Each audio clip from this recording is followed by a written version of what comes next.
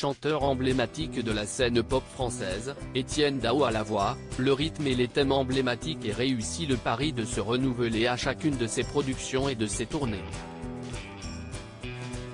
En interview pour Madame Figaro, l'interprète d'épaule tatou s'est ouvert sur sa propre vie amoureuse, et sur ceux qui l'inspirent et le font rêver. Etienne Dao: je suis un éternel amoureux. Son nouveau projet tiré la nuit sur les étoiles, c'est un projet très personnel qui doit son nom à deux amoureux transis, Ava Gardner et Frank Sinatra. Quand ils sont tombés amoureux, ils sont partis dans le désert, et ils ont tiré au pistolet sur les étoiles. Je trouvais cette image tellement folle, confie le chanteur, qui attend la sortie de son album en février 2023. Son thème ? J'ai presque honte de le dire, sourit Etienne Dao, une histoire d'amour. Bon voilà, de toute façon je suis un éternel amoureux. Jusqu'à la fin, jusqu'au jour où je vais clamser, je crois, je serai amoureux. Voilà un point commun avec Jeanne Moreau, avec laquelle il avait chanté et qui lui avait fait cette confession. On s'est retrouvé comme si on s'était toujours connu, se remémore-t-il. Jeanne me disait qu'à son âge elle était encore très amoureuse et je trouvais ça sublime, cette jeunesse, le côté impétueux, farouche.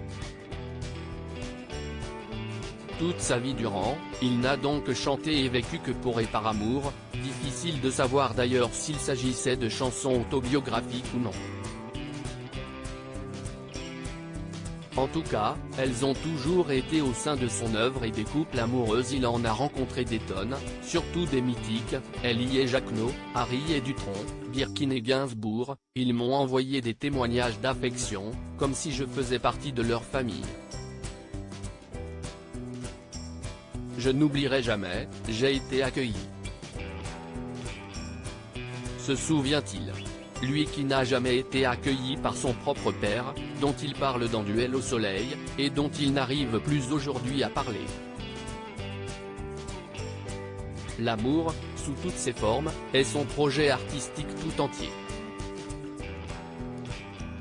Sa première histoire d'amour, un jukebox à Cap Falcon dans une station balnéaire, à une vingtaine de kilomètres d'Oran, le jeune Etienne découvre un jukebox qui devient un point de départ dans sa vie, dans l'épicerie-café que tient sa grand-mère et ses tantes.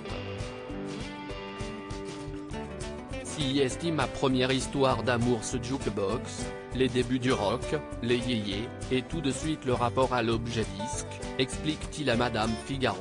Dès 2 ans je savais exactement celui que je voulais mettre, on m'appelait Only You, parce que je baragouinais la chanson des Platters.